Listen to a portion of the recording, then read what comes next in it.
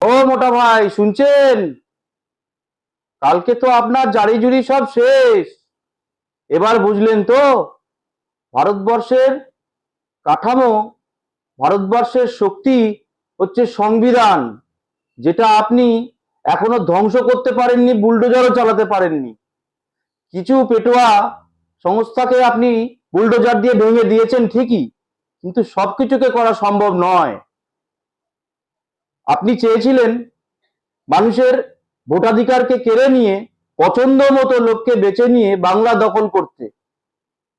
আর আমাদের নেত্রী মমতা বন্দ্যোপাধ্যায়, তিনি সংবিধানকে মান্যতা দিয়ে সেখানে সওয়াল করে মানুষের অধিকারকে রক্ষা করেছেন, যখন সব বিরোধী দল চুপ করে বসেছিল, কিচ্ছু করেননি।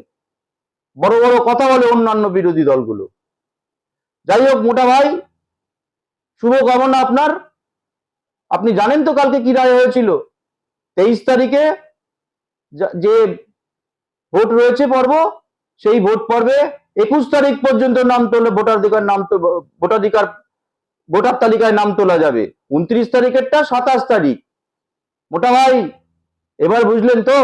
বাংলা হারতে জানে না, নথি স্বীকারও করতে জানে না। সবে ট্রেলার দেখলেন এটা বাংলার।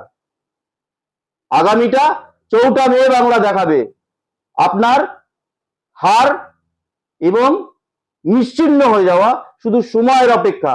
জয় বাংলা।